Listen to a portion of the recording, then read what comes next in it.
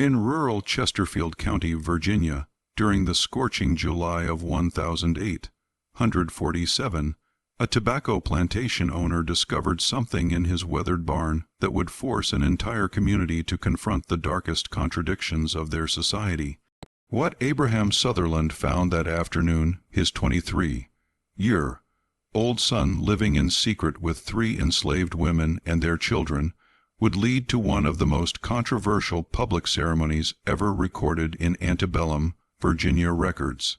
The county clerk documented the event with trembling hands, noting that what transpired in the town square defies all custom and law, yet was witnessed by no fewer than 400 souls. For over a century, descendants of those who stood in that square have refused to speak of what they saw, and the official marriage certificates, plural, remain sealed in a private family vault, their contents known only to a handful of historians who have sworn never to reveal the full details. What you're about to hear is the true story of how one man's attempt to control his legacy created a scandal that nearly tore a county apart. A story pieced together from private letters, plantation records, and sworn testimonies that were deliberately excluded from public archives. Before we continue with the story of the Southerland plantation and what really happened in that barn, if you're fascinated by the hidden and disturbing chapters of American history, the ones they don't teach in schools, make sure to subscribe to Liturgy of Fear. Hit that notification bell so you never miss our deep dives into the darkest corners of the past. And tell us in the comments, where are you listening from? What hidden stories from your state or city should we uncover next?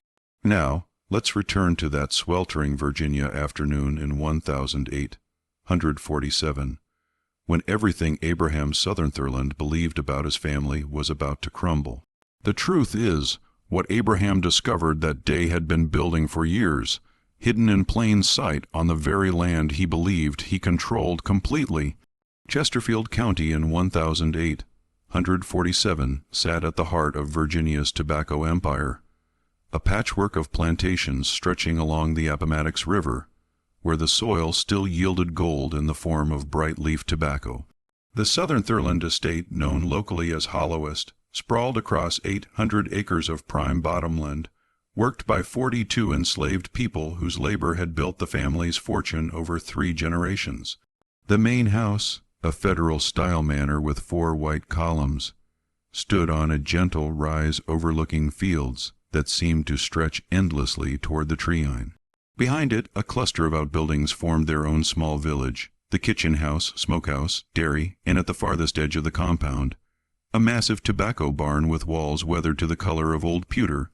Abraham Southerland was 58 years old that summer, a man whose rigid posture and precisely trimmed gray beard reflected his view of the world as something that could and should be ordered according to strict principles. He'd inherited Hollow Crest from his father and expanded it methodically, purchasing adjacent properties and additional slaves with the calculated precision of someone playing chess. His wife, Catherine, had died 6 years earlier of consumption, leaving him with their only child, a son named Thomas, who'd always seemed too gentle for the world. Abraham was preparing him to inherit. Thomas Southerland had turned 23 that spring, tall and lean, with his mother's dark eyes, and a quiet manner that his father often mistook for weakness. He'd been educated at a private academy in Richmond, studying agriculture and business as Abraham intended, but he'd returned to Hollowcrest 2 years earlier with what his father called impractical notions about modernizing their operations. They argued frequently about crop rotation, about purchasing new equipment, about the efficiency of their labor management. Abraham saw these disagreements as growing pains. His son would eventually understand that the old ways worked because they were right. What Abraham didn't know was that Thomas had stopped sleeping in the main house 18 months earlier. The arrangement had begun innocuously enough. Thomas had convinced his father that he needed to supervise the tobacco curing more closely, that the delicate process of transforming green leaves into marketable product required constant attention during the critical weeks of late summer. He'd moved a cot into the small office attached to the curing barn, insisting he needed to monitor temperature and humidity through the night. Abraham had approved this show of dedication, even bragging to neighboring planters that his son was finally showing proper commitment to the family business, but Thomas hadn't been monitoring tobacco. In the main section of that barn, behind stacks of wooden hogs' heads and hanging bundles of leaf, Thomas had created something that would have been incomprehensible to his father, a home. He'd partitioned off a section with salvaged lumber, installed a small stove for cooking and heat, brought in proper furniture piece by piece under cover of darkness, and he'd been living there with 3 women who officially belonged to his father. Sarah, 25 years old, who'd worked in the main house as a seamstress, Rebecca, 22, assigned to the dairy, and Mary, just 20, who'd been trained as a cook. By the summer of 1847, Sarah had given birth to a 2-year-old boy. Rebecca was nursing an infant daughter, and Mary was 6 months pregnant. The women hadn't been stolen away or hidden by force. Each had come to that barn willingly, drawn by Thomas's quiet promises of something different, something better. He'd taught them to read using his mother's old books. He'd convinced the plantation's overseer, a man named Dutch H. Shricks, who owed Thomas a significant gambling debt, to alter the work schedules so the women could spend nights away from the slave quarters without raising immediate suspicion. Thomas had even been setting aside money, keeping detailed records in a leather journal of every dollar he saved, planning for some distant future when he might buy their freedom and escape Virginia entirely. It was a fantasy, of course, built on the unstable foundation of youth and desperation. And like all such fantasies in the antebellum South, it was destined to collapse. The discovery happened on July 14th, a Wednesday afternoon, when the temperature had climbed past 95 degrees and the air hung thick enough to cut. Abraham had been inspecting the tobacco fields, walking the rows with his overseer to assess the crop's readiness for harvest. They'd been discussing labor allocation for the coming weeks, when Abraham noticed something that struck him as odd. Dutch H. Ricks seemed nervous, kept steering the conversation away from questions about night supervision of the curing process. Abraham had built his fortune on attention to detail, on noticing the small discrepancies that revealed larger problems. He dismissed H. Ricks and walked alone toward the curing barn, his boots raising small clouds of dust from the parched earth. The barn's main door stood partially open to catch any hint of breeze. Abraham had been expecting to find Thomas reviewing the previous year's curing records, preparing for the imminent harvest. Instead, he heard children laughing. The sound stopped him completely. There shouldn't be children anywhere near the curing barn. It was strictly off limits to everyone except Thomas and the senior workers. Abraham moved quietly toward the sound, which seemed to be coming from deeper within the barn's shadowy interior. As his eyes adjusted to the dimness, he saw the makeshift partition wall, saw the gap where Thomas had hung a curtain made from old flour sacks. What Abraham witnessed when he pulled that curtain aside would be described in his private letters with language that veered between rage and something approaching horror. Thomas sat at a rough wooden table with Sarah, Rebecca, and Mary, all of them eating from actual plates. Not the tin dishes allocated to enslaved people, but ceramic plates from the main house. The 2-year-old boy was playing on the floor with carved wooden toys.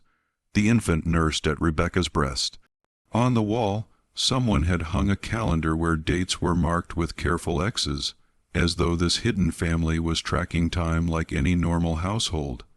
Abraham's first word, according to Thomas's later testimony, was not an angry shout, but a whispered question. How long? Thomas stood slowly, placing himself between his father and the women. 18 months, he said, and I won't apologize for it. What followed wasn't the violent confrontation one might expect. Abraham Southerland didn't strike his son or immediately summon the overseer. Instead, he did something that Thomas later described as far more terrifying. He went completely still, his face draining of color as he looked from his son to the women to the children and back again. When he finally spoke, his voice carried the flat effect of someone calculating the scope of a disaster. "You've been breeding them," Abraham said, "like this was your property to manage." Thomas tried to explain about his feelings for the women, about his plans to eventually free them. about how the situation was more complex than his father could understand. But Abraham wasn't listening. His mind was already working through the implications, seeing not a human drama, but a tangle of legal and social problems that threatened to destroy everything he'd built. The enslaved women belonged to him, not Thomas. Any children born to them were his property as well, assets on his plantation's ledger. But Thomas had been acting as their husband, a relationship that had no legal standing, but would be recognized by everyone in the county as a moral fact. If word of this spread, Abraham would become a laughingstock, the old fool who couldn't control his own son or his own property. Worse, there would be questions about what other irregularities existed at Hallrest. Questions that might attract unwanted attention from neighbors, from business associates, from the careful social networks that maintained power in antebellum Virginia. "Stay here," Abraham finally said. "All of you, don't leave this barn, don't speak to anyone, I need to think." He walked back to the main house in the blazing afternoon heat, his mind racing. In his study, he pulled out the plantation's record books, reviewing the entries for Sarah, Rebecca, and Mary. Each was listed with her age, her skills, her approximate value. Beside Rebecca's name, someone, probably Thomas, had added a small notation in different ink: dairy work, excellent productivity. Abraham stared at those words, recognizing his son's handwriting, realizing that Thomas had been slowly inserting these women into the official records as valuable workers, probably planning to eventually request their purchase or transfer. The audacity of it was almost impressive. Almost. Abraham sat at his desk until well after dark, occasionally making notes on a sheet of paper, crossing out ideas, writing new ones. The house slaves reported later that he didn't call for dinner, didn't light more than a single candle. They heard him talking to himself once, a short burst of words none of them could make out clearly. By morning, Abraham Southerland had made his decision. It would be a decision that shocked everyone who learned of it, a decision that would be argued about in Chesterfield County for generations. But in Abraham's calculation, it was the only solution that gave him any chance of controlling the scandal, of turning a disaster into something he could survive. He would make his son marry all three women publicly in the town square, where everyone could witness it. The announcement came at breakfast the following morning, delivered to Thomas in the main house's dining room with the same tone Abraham used to discuss crop yields or equipment purchases. "You will marry them," Abraham said, setting down his coffee cup with deliberate precision. "All three. The ceremony will be Saturday at noon in the courthouse square. I've already sent word to Reverend Talbert." Thomas stared at his father, certain he'd misheard. "That's impossible. Virginia law doesn't recognize." "I'm aware of what Virginia law recognizes," Abraham interrupted. "The marriages won't be legally binding, but they will be public. Every planter in the county will witness my son taking responsibility for his actions, standing before God and community to declare these women as his wives. It's the only way to control what people will say, the only way to establish that this wasn't mere exploitation." The calculation behind Abraham's plan was both brilliant and deeply cynical. By forcing a public ceremony, he would preempt the worst gossip, establishing a narrative of irregular but acknowledged commitment rather than casual abuse. The story would become about his son's strange idealism, his foolish notions about enslaved women. Troubling, yes, but contained within the framework of a young man's errors. More importantly, by making the marriages public but legally void, Abraham maintained actual ownership of the women and children. They would remain his property, assets he could manage, sell, or dispose of as he saw fit. Thomas's protests were immediate and vehement. The ceremony would humiliate the women, would reduce their relationship to a public spectacle, but Abraham had anticipated every objection. "You wanted them acknowledged," he said coldly. "You wanted their children to have standing. This gives them that, or as close as they'll ever get in Virginia. The alternative is I sell all three tomorrow morning to a cotton trader heading for Mississippi, and you never see them or those children again. Your choice." It wasn't a choice at all, and both men knew it. The next 3 days passed in a strange suspended atmosphere at Hollowest. Abraham had Ricks moved Thomas and the women into one of the guest rooms in the main house, a tactical decision that kept them under observation while also beginning the process of legitimizing their presence. Sarah, Rebecca, and Mary walked through the house's public spaces in a kind of daze, wearing clothes that had been pulled from storage, sitting at the dining table for meals while other enslaved people served them. The cognitive dissonance was profound and deliberate. They were being treated as family members while remaining elevated and degraded in the same breath. Abraham spent those days visiting neighboring plantations, personally delivering invitations to the Saturday ceremony. His approach was carefully calibrated. He presented the wedding as an eccentricity, an indulgence of his son's peculiar sensibilities that nevertheless demonstrated Thomas's willingness to take responsibility. The boy's got notions, Abraham would say, shaking his head with practiced resignation, but at least he's standing up before God and community. How many young men can say that these days? The responses varied. Some planters laughed, seeing the whole thing as an elaborate joke at Thomas's expense. Others were more disturbed, sensing implications they couldn't quite articulate. A few refused the invitation outright, considering the entire spectacle beneath their dignity. But Abraham had predicted that most would attend out of sheer curiosity, and he was right. By Friday evening, it was clear that Courthouse Square would be packed. In town, Reverend Marcus Talbot struggled with his own crisis of conscience. The 52-year-old minister had served Chesterfield County's Episcopal congregation for nearly 2 decades, presiding over countless weddings that reinforced the social order of Plantation, Virginia. What Abraham Southerland was asking him to do existed in a gray area that made him deeply uncomfortable. The ceremonies wouldn't be legally binding, he'd been assured of that, but they would carry spiritual weight. His participation lending the proceedings a religious legitimacy that felt dangerous. Talbot met with Abraham twice during those 3 days, trying to find some way to refuse without directly challenging a man who contributed substantially to the church's finances. Abraham was prepared for this too, framing the issue in terms the Reverend couldn't easily dismiss. Weren't these women's souls worth saving? Wasn't it better to bring them into the Christian covenant through marriage, even irregular marriage, than to leave them in sin? And wasn't Thomas showing more moral courage than most young men of his class by publicly acknowledging his responsibilities? The arguments were specious, of course, twisting theology to serve Abraham's pragmatic ends, but they gave Talbot enough cover to agree. He would perform the ceremonies, he decided, because the alternative, leaving these women and children completely outside any social or spiritual recognition, seemed worse.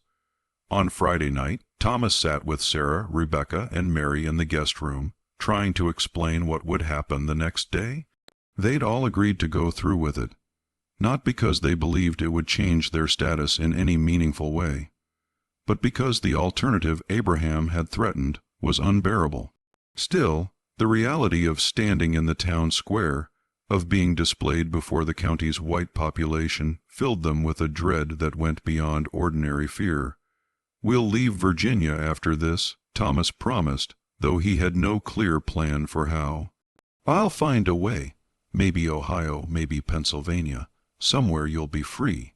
Mary, the youngest, touched her swollen belly. "And we'll be married, really married, where it matters." Thomas nodded, believing it himself, even though every practical consideration argued against it. The fantasy was all he had left to offer. Saturday morning arrived with the sky like beaten brass, the sun already punishing by 8:00. Abraham rose early, dressing in his finest black suit, checking his appearance in the mirror with the same attention he'd give before a business negotiation. Because that's what this was really, a negotiation with his community, an attempt to dictate the terms of his family's scandal before it could dictate its own terms. At Hollowest, the house slaves had been instructed to prepare the women for the ceremony. They helped Sarah, Rebecca, and Mary into dresses that had belonged to Thomas's mother, white cotton gowns that had been hastily altered to fit. The symbolism was heavy-handed but deliberate. Abraham wanted the visual language of traditional weddings, wanted to anchor this irregular spectacle in recognizable forms. The women stood before a mirror together, looking at their reflections, seeing themselves transformed into brides in a mockery that somehow felt more cruel than any direct violence. Thomas wore a dark suit and held himself with a rigid formality that masked his terror. He'd barely slept, had spent the night alternating between anger at his father and fear for the women he'd dragged into this situation. As they prepared to leave for town, he pulled Sarah aside. "If you want to run," he whispered, "I won't blame you, any of you. I can create a distraction." Sarah cut him off, her voice low and certain. "We're going.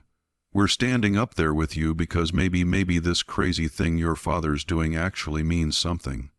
Maybe people will see us and have to think about what we are, who we are. Maybe that's worth more than hiding." It was either profound courage or profound delusion. Thomas couldn't tell which. The wagon ride into town took 40 minutes. Abraham sitting up front with Thomas, the 3 women and 2 children in the back with a house slave named Peter, who'd been instructed to keep watch. They passed other plantations, past enslaved people working in fields who stopped to stare at the strange procession. Word had spread, of course it had, and people were already speculating about what would happen in Courthouse Square. As they approached the town, Thomas could see that the square was already filling with spectators. Courthouse Square sat at the heart of Chesterfield, dominated by a red brick courthouse with a small bell tower. A raised platform stood before the courthouse steps, typically used for auctions and public notices. That's where the ceremony would take place, elevated so everyone could witness it clearly. Abraham had thought of everything. Even the choice of location carried meaning. This wasn't a church wedding, sacred and private, but a civic event, public and enforceable by community judgment, if not by law. The wagon rolled to a stop at the square's edge. Abraham climbed down first, then turned to help the women descend, playing the role of solicitor's father-in-law with practiced ease. Thomas followed, his face pale, his hands trembling slightly as he took Sarah's arm, then Rebecca's, then Mary's. They stood together at the platform's base, and Thomas could feel hundreds of eyes on them, could hear the murmur of the crowd like distant thunder. Reverend Talbert stood on the platform in his ceremonial robes, a Bible open in his hands, his expression carefully neutral. Behind him, 3 county officials had gathered, the clerk, the sheriff, and the magistrate, not as participants, but as witnesses to whatever was about to unfold. Their presence gave the event an official weight that transcended mere spectacle. Abraham led the group up the platform steps, positioning them with the same attention he'd give to arranging furniture. Thomas stood in the center with Sarah on his right, Rebecca and Mary to his left. The children, 2-year-old Samuel and 6-month-old Grace, were held by Peter, who stood at the platform's far edge, visible but separate. Abraham took his own position slightly behind and to the side, a patriarch overseeing his family's strange ritual. The crowd pressed closer, perhaps 400 people packed into the square. Thomas recognized neighboring planters and their families, town merchants, craftsmen, and in the back, beyond the white spectators, a large group of enslaved people who'd been given permission to witness the ceremony. Their presence was crucial to Abraham's plan.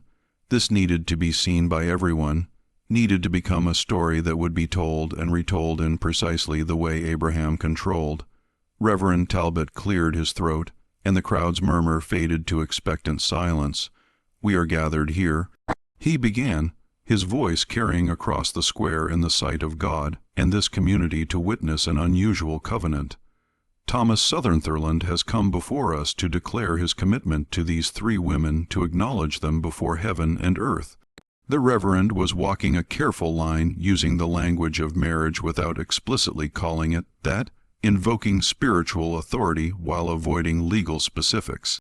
He continued with a brief sermon about responsibility, about the duties men owe to those under their protection, about Christ's teachings regarding the least among us.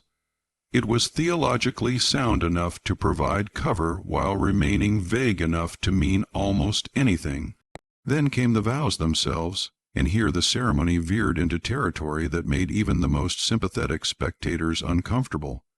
Thomas Southerland Talbert intoned, "Do you take Sarah as your wife to care for her in sickness and health, to provide for her wants, to acknowledge before God and community your bond with her?" Thomas's voice cracked slightly. "I do. Do you take Rebecca as your wife to care for her in sickness and health, to provide for her wants, to acknowledge before God and community your bond with her?" "I do." "Do you take Mary as your wife to care for her in sickness and health, to provide for her wants, to acknowledge before God and community your bond with her?" "I do." The Reverend turned to each woman in sequence, asking if they accepted Thomas as their husband, if they entered this covenant willingly. Each answered yes, their voices steady despite the hundreds of staring eyes. Sarah's yes carried defiance, Rebecca's carried resignation, Mary's carried something that might have been hope. When the vows were complete, Talbert closed his Bible and raised his hands before God and this community. "I declare these bonds acknowledged. May the Lord have mercy on all involved." It wasn't, "You may kiss the bride." It wasn't, "I now pronounce you man and wife." The language was deliberately ambiguous, recognizing something without quite naming it. And yet, legally void though they were, those vows had been witnessed by 400 people. They existed now as social fact, undeniable and permanent. Abraham stepped forward with 4 documents he had prepared. Marriage certificates drafted by a lawyer from Richmond, carefully worded to acknowledge the ceremony without claiming legal status. The county clerk had been instructed to sign as witness, creating a paper trail that existed in official records without constituting actual marriage licenses. It was a bureaucratic magic trick, giving the appearance of legitimacy while remaining legally void. As the clerk signed each document, a voice rang out from the crowd, "This is an abomination." Heads turned. The speaker was Harrison Caldwell, owner of an adjacent plantation and one of Abraham's longtime business rivals. Caldwell pushed through the crowd toward the platform, his face flushed with rage. "You've made a mockery of marriage, Southerland. These creatures are property, not wives. You've degraded your family name, degraded all of us by forcing us to witness this travesty." Abraham had been expecting opposition, but Caldwell's timing was unfortunate. Before Abraham could respond, another voice joined the argument, this one from Joseph Brennan, a younger planter known for his religious fervor. "Actually," Brennan called out, his voice carrying unexpected authority, "what we've witnessed is a man taking responsibility. How many here can say their sons haven't taken advantage of enslaved women? At least Thomas Southerland stands before us honestly." The crowd erupted into argument. Some men shouted agreement with Caldwell, calling the ceremony a disgrace. Others, perhaps uncomfortable with the implications for their own households, defended Abraham's approach as practical. Women in the crowd whispered urgently to each other, their faces reflecting a complex mix of scandal, sympathy, and vicarious horror. On the platform, Thomas felt Sarah's hand grip his arm. He looked at her and saw tears streaming down her face, not from fear or shame, but from something else entirely. Later, she would tell him that in that moment, listening to white men argue about her humanity, she felt herself become real in a way she never had before. The ceremony might be legally void, but it had forced everyone present to confront the cognitive dissonance at the heart of their society. Abraham raised his hands, calling for silence. When the crowd finally quieted, he spoke with the commanding presence of a man used to being obeyed. "What happens in my family is my concern," he said firmly. "I've brought you here because I believe in transparency, in handling difficult matters before the community. Thomas has made choices I don't approve of, but he's standing here taking responsibility like a man. That's more than can be said for many young people these days. This ceremony is done. The marriages are acknowledged. Now we all return to our affairs." It was a dismissal, clear and final. Slowly, the crowd began to disperse, though not knots of people remained to argue, to speculate, to process what they'd witnessed. Thomas helped the women down from the platform, acutely aware that everything had changed, and nothing had changed. They were married in the eyes of 400 witnesses, but still enslaved in the eyes of the law.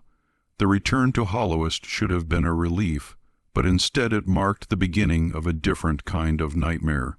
Abraham's grand gesture had indeed controlled the immediate narrative, but it had also created a set of consequences he hadn't fully anticipated. The first problem emerged within days of the ceremony. Abraham had intended the public marriage to establish boundaries, to make clear that Thomas's relationships were now proper and therefore contained. But several neighboring planters saw it differently. If enslaved women could be publicly married to their owner's son, what did that mean for the status of any enslaved person?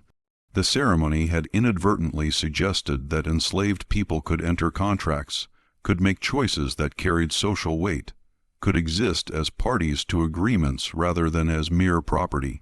A delegation arrived at Hollowest on Tuesday, led by Harrison Caldwell and 2 other major landowners. They met with Abraham in his study, and their message was blunt. The ceremony had been a mistake that was causing unrest on their own plantations. Enslaved people were asking questions, wondering if they too could have their relationships recognized, if their families might be protected from separation. The social order required clear boundaries, and Abraham had blurred them dangerously. Abraham tried to explain his reasoning, but Caldwell cut him off. "You've opened a door, Southerland, and now every one of us will have to deal with what walks through it." The meeting ended with barely concealed hostility, and Abraham realized his calculation had been flawed. He'd solved one problem while creating several others. Meanwhile, in the main house, Sarah, Rebecca, and Mary were discovering the reality of their new status. Abraham had moved them into the guest wing permanently, insisted they take meals with the family, and forbidden them from performing manual labor. On the surface, this seemed like elevation, but it was really isolation. The other enslaved people at Hollowest didn't know how to treat them. They were still slaves, but they'd been married to the master's son in front of the entire county. Were they to be respected, resented? The resulting tension poisoned the atmosphere. Worse, white society had effectively shunned them. Women who might have visited Hollowcrest to pay social calls now avoided it. Thomas and his 3 wives existed in a social void, acknowledged but not accepted, visible but not seen. Thomas spent his days trying to maintain some semblance of normalcy, teaching Sarah, Rebecca, and Mary more advanced reading, discussing with them his still vague plans for escape to the north.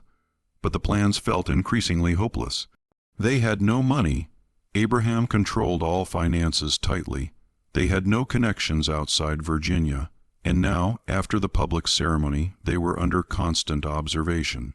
Abraham had assigned Peter to essentially guard them, ostensibly for their protection, but really to prevent any attempt at running.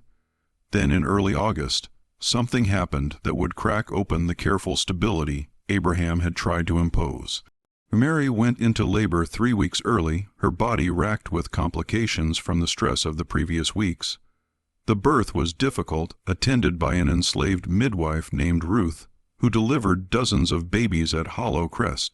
For 12 hours, Mary struggled while Thomas paced outside the room, listening to her screams and feeling utterly powerless.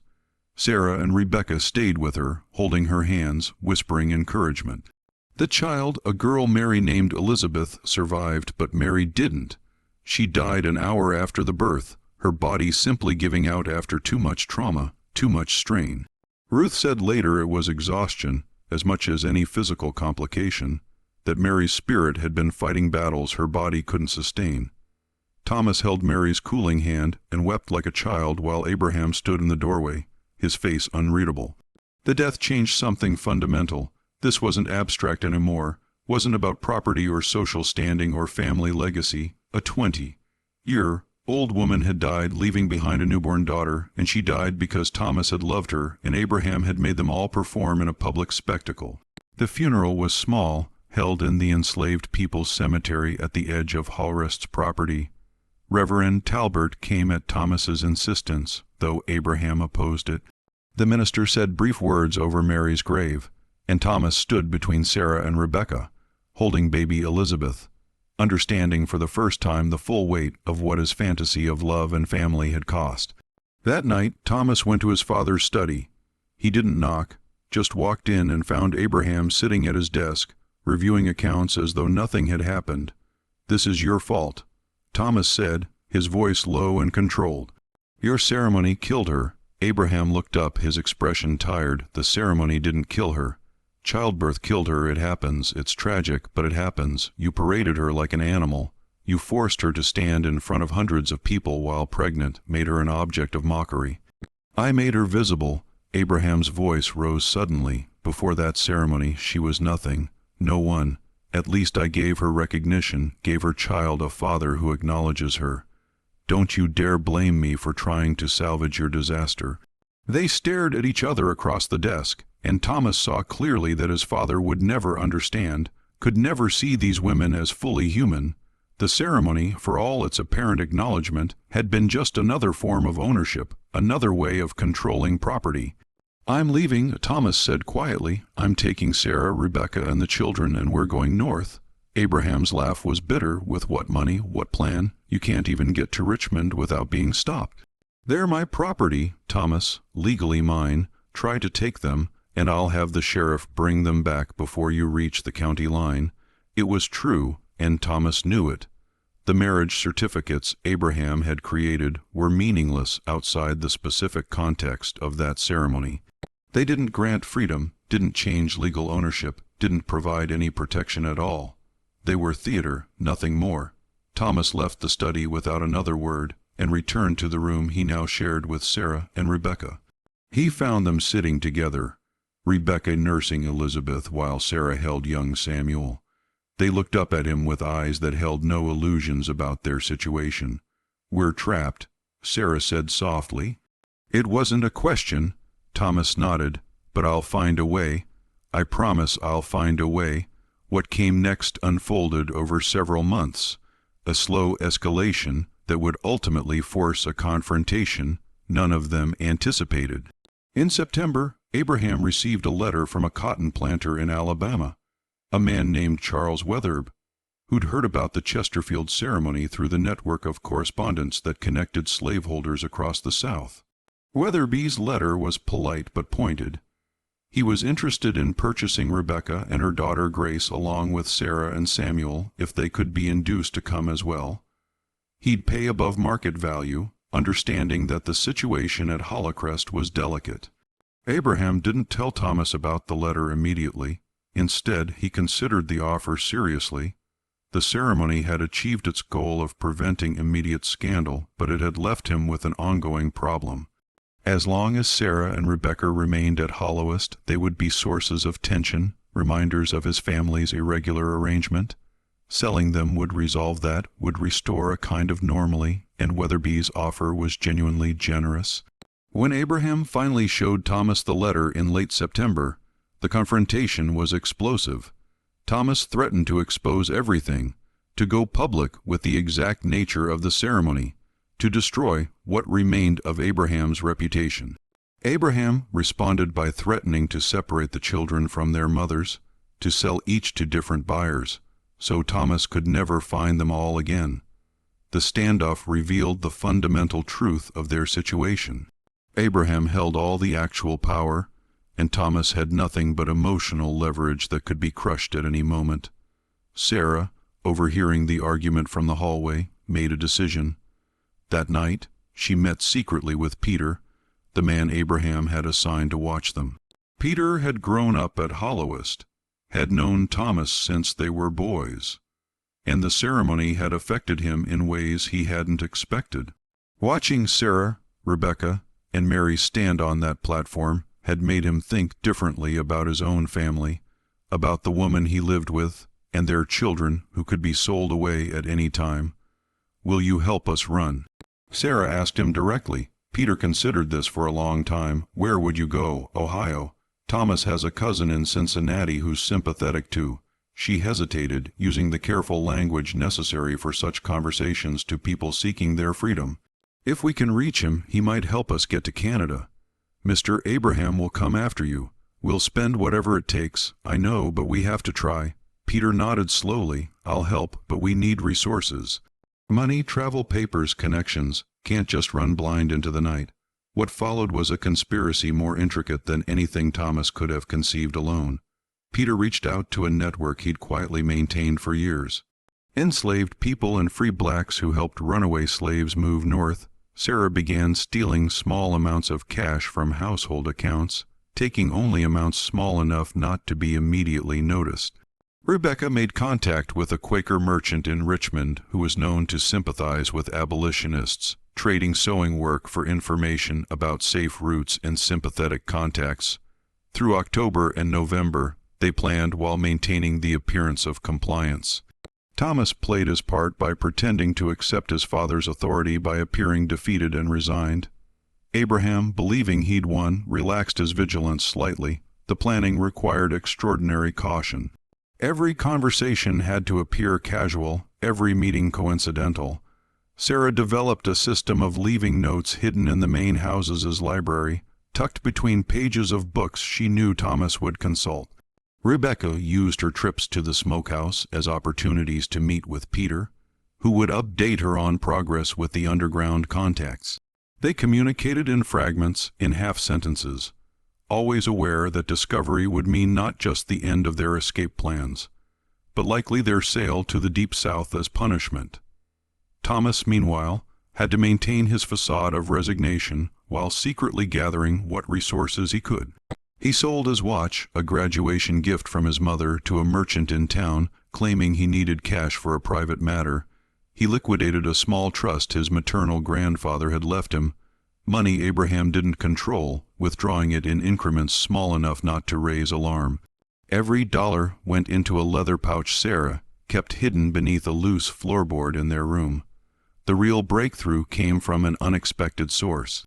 In early December, Joseph Brennan, the younger planter who defended the ceremony back in July, approached Thomas privately after a church service. Brennan's own conscience had been troubled by what he'd witnessed, and he'd been corresponding with Northern abolitionists about the moral implications of slavery. He offered Thomas something precious: forged travel papers identifying Sarah and Rebecca as free women of color, along with $200 in cash. "I can't make this right," Brennan told Thomas, his voice low and urgent. They stood behind the church, ostensibly discussing crop prices while conducting a transaction that could get them both imprisoned. "But I can make it possible. These papers are good, made by a man in Philadelphia who knows his craft. They'll pass inspection unless you're terribly unlucky." Thomas took the documents with trembling hands, understanding that Brennan was risking everything by helping them. "Why are you doing this?" Brennan's expression was pained.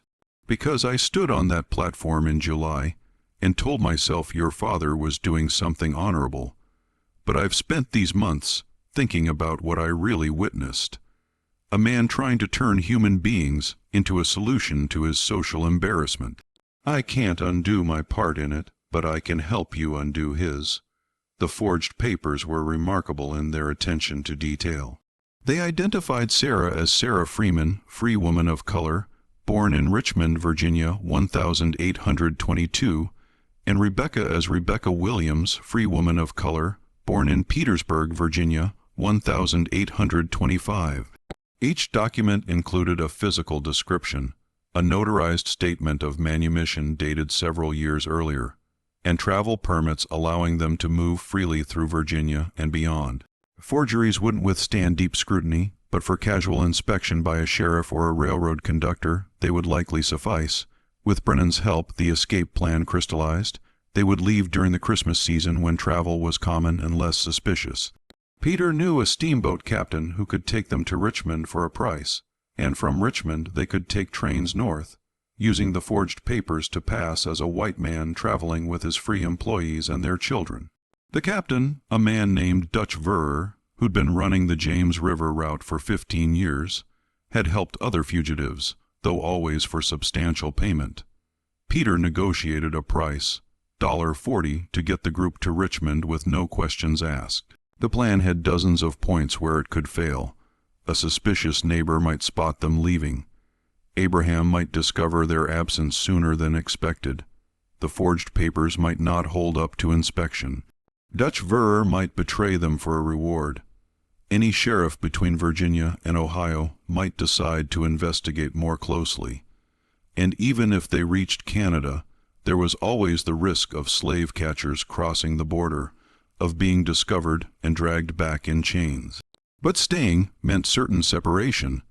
Sarah and Rebecca knew that once they were sold to Alabama, they would never see Thomas again, never see each other again, and their children would grow up in bondage with no hope of eventual freedom. As December progressed, the tension at Hollycrest became almost unbearable.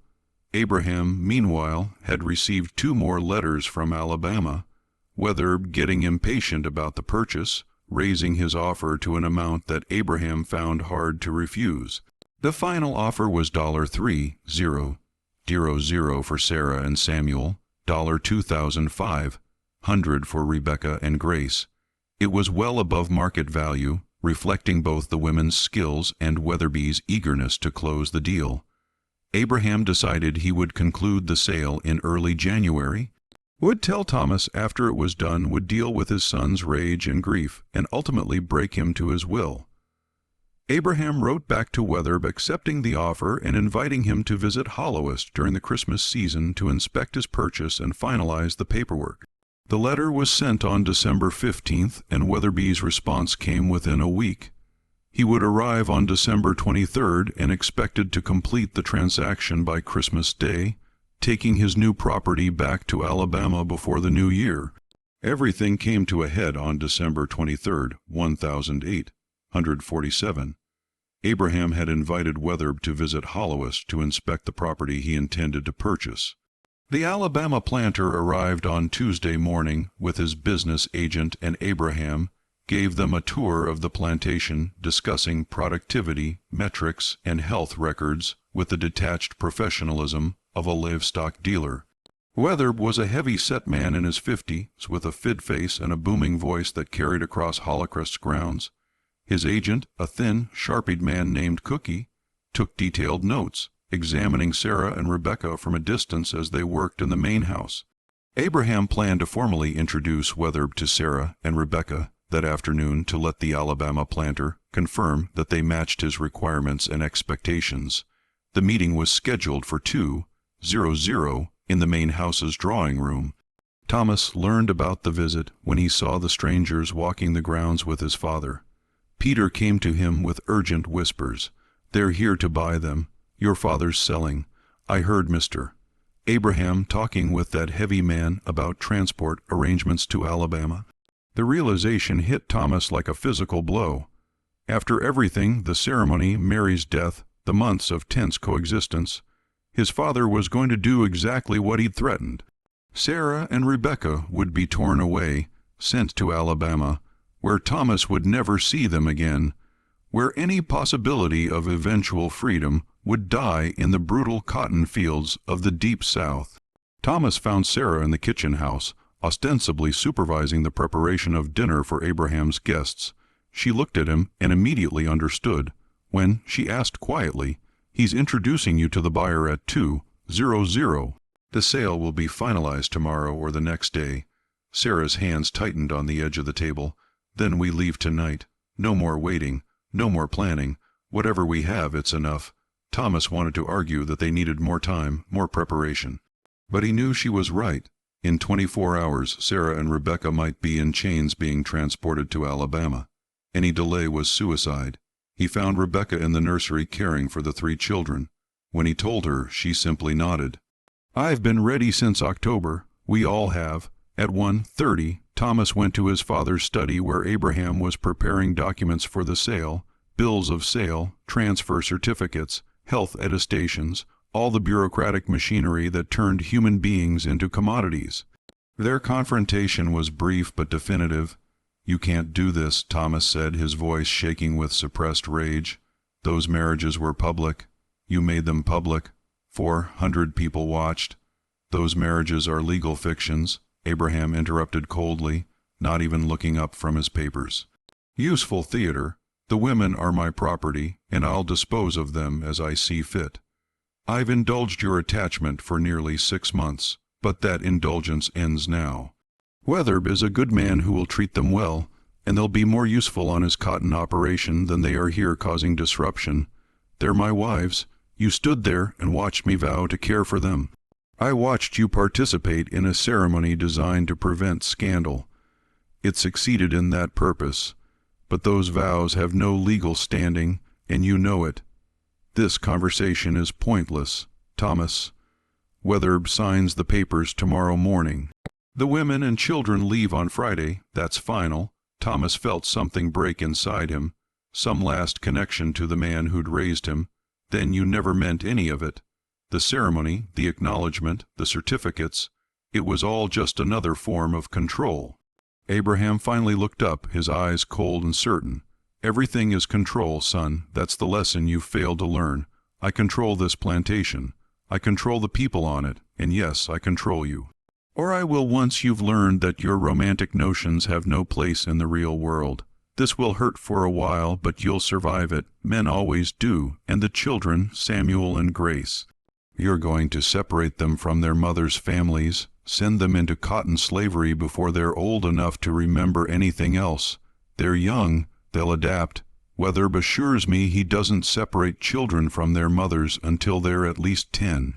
That's more consideration than many give.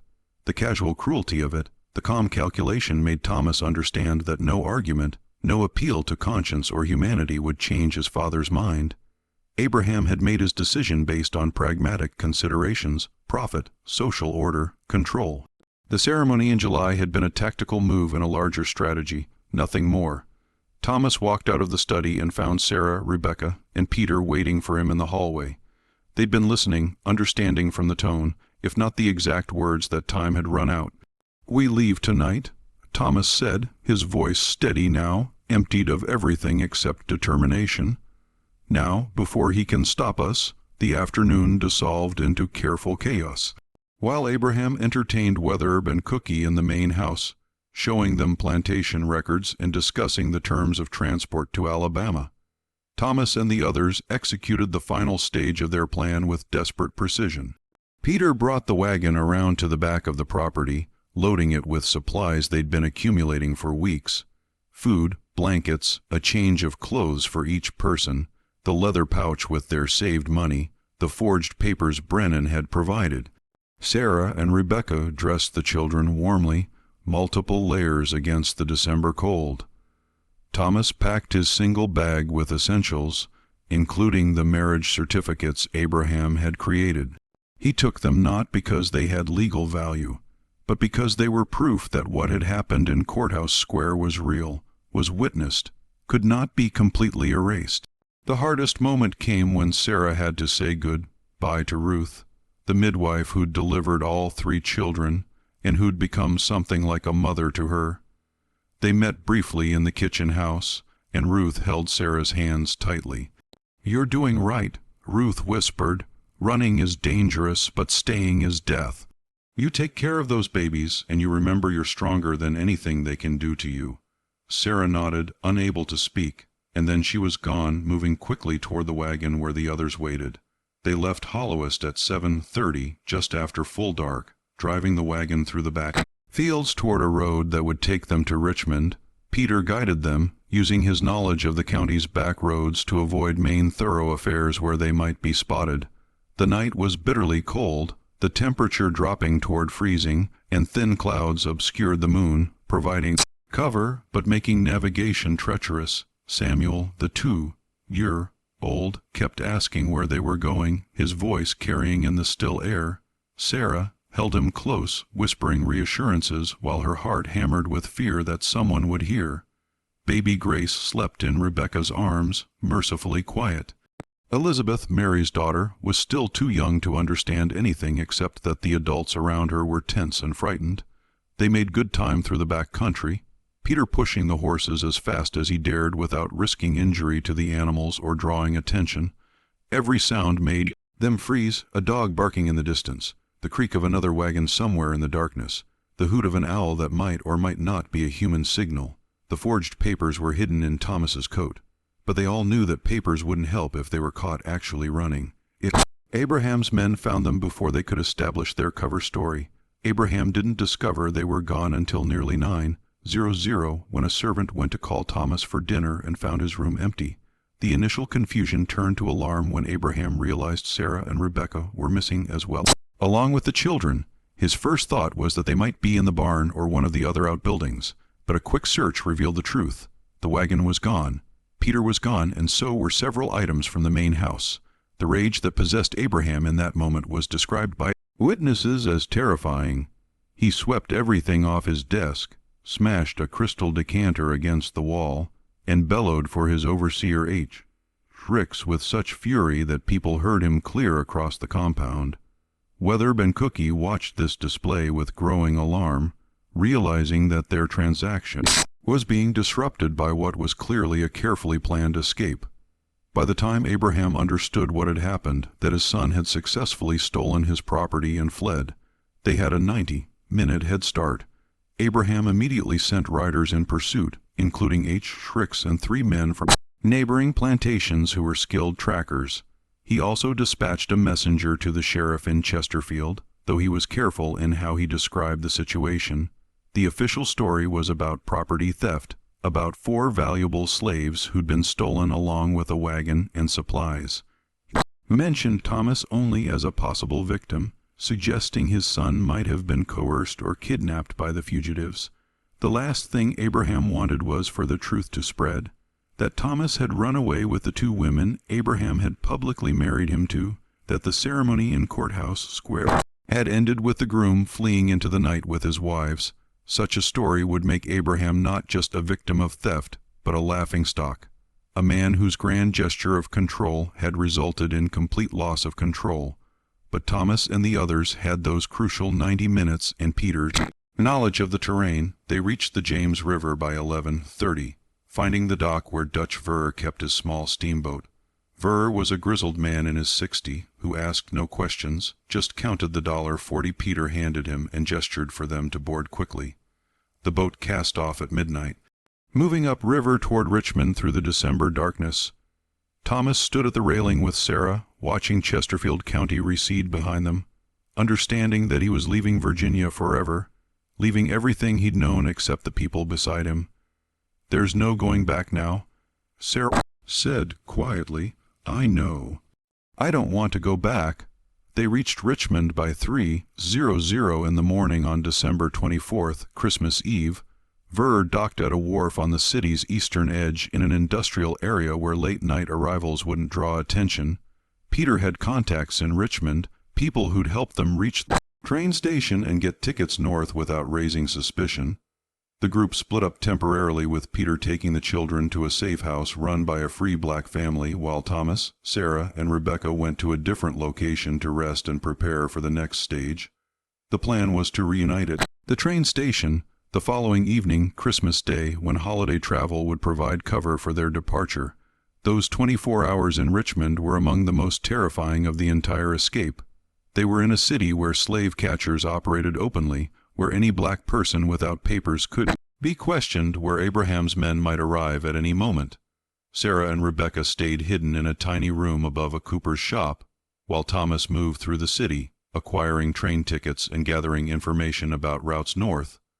On Christmas afternoon, Abraham's pursuit party reached Richmond. H. and his men had tracked the wagon to the river, found witnesses who'd seen a group matching their description boarding Ver's boat.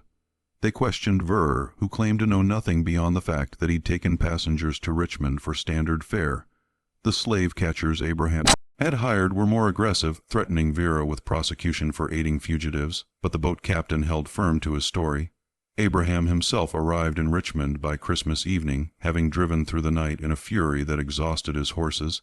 He went directly to the sheriff's office, offering a substantial reward for information leading to the capture of 4 fugitive slaves, and separately information about his missing son, Thomas. The reward notice was printed and distributed through Richmond, posted at train stations and hotels and anywhere travelers might see it. By then, Thomas and the others were already gone. They'd boarded a northbound train at 6:00 Christmas evening, using the forged papers to purchase tickets to Washington. Thomas traveled in a first-class carriage, dressed in his finest clothes, playing the role of a young gentleman traveling north on business. Sarah and Rebecca rode in a separate car designated for free people of color and servants, carrying the children and maintaining the fiction that they were employed by Thomas as nurses and domestics. The journey north was a marathon of sustained terror. At every station, they feared discovery. Every conductor who checked their papers might be the one who noticed an inconsistency.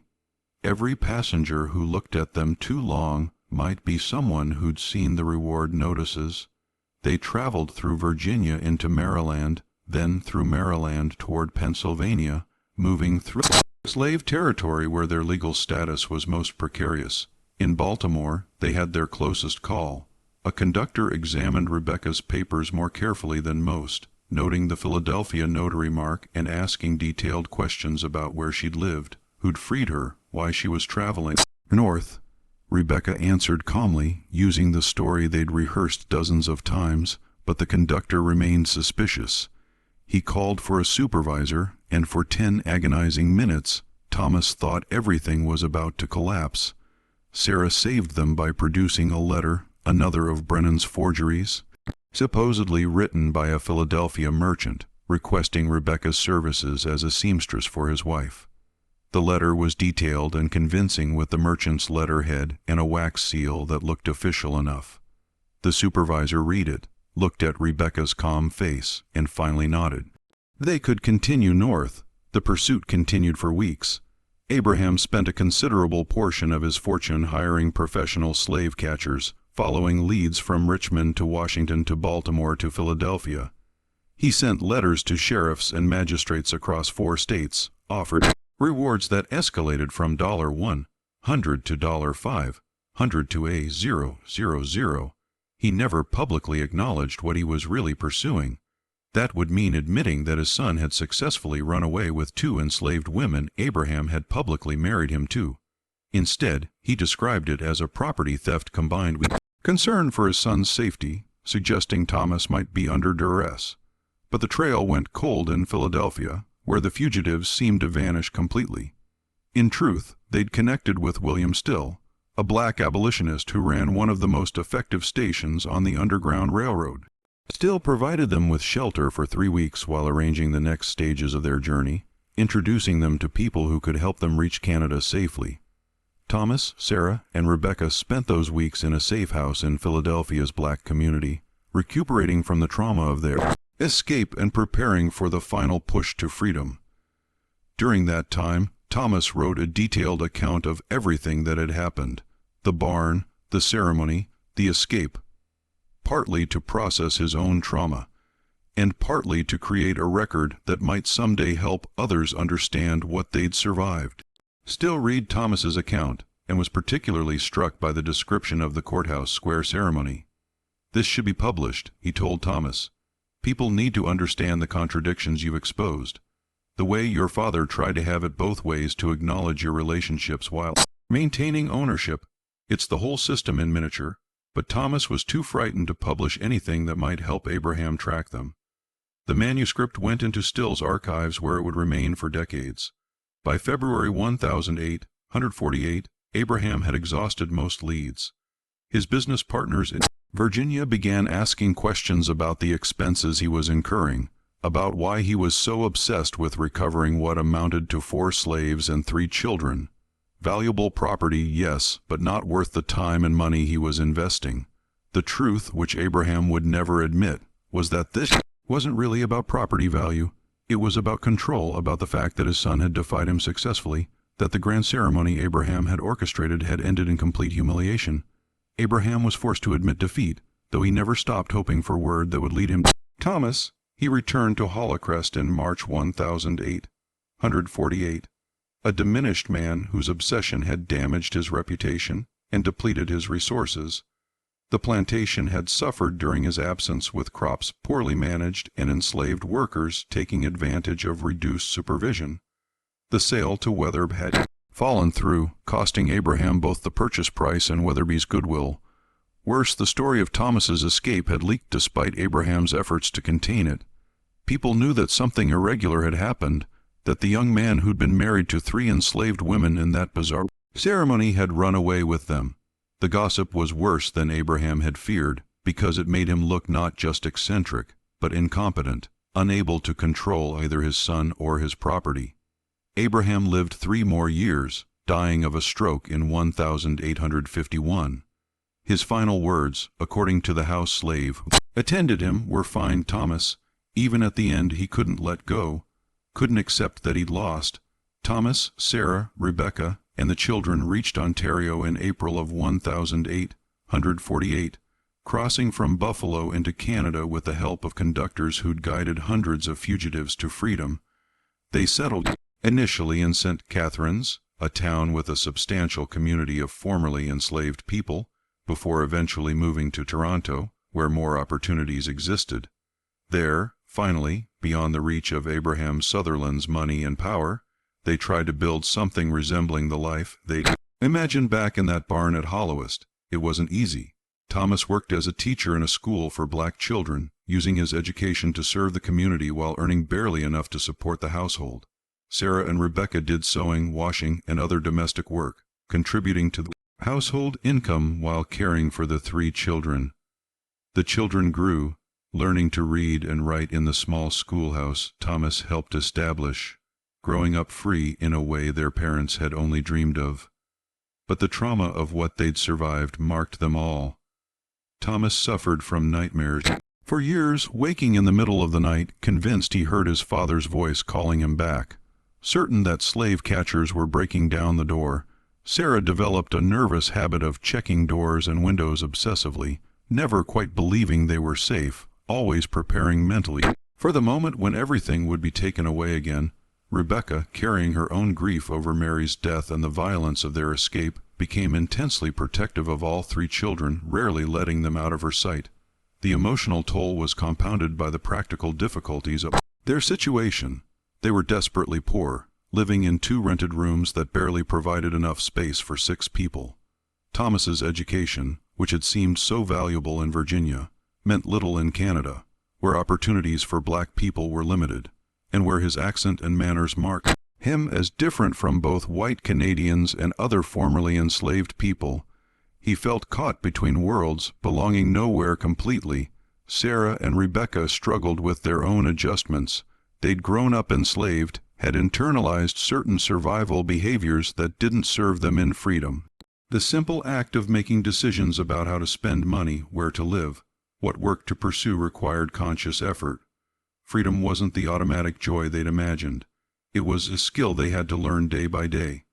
The relationship between Thomas, Sarah, and Rebecca also evolved in unexpected ways. In Virginia, the situation had been clear in its illegitimacy. They were slaves. He was their master's son, and their relationships existed in defiance of both law and custom. In Canada, they had to figure out what they actually were to each other. The public marriage ceremony in Courthouse Square haunted them, raising questions about what they'd really agreed to, what they owed each other.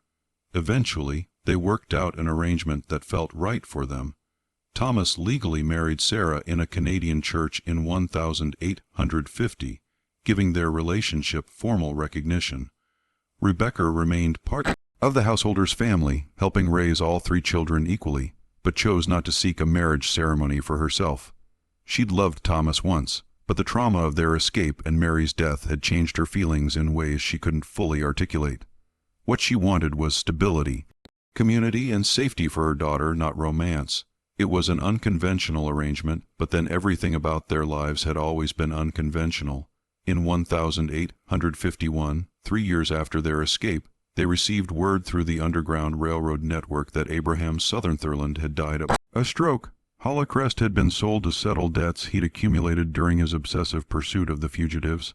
The plantation was subdivided, the enslaved people scattered to other owners. The main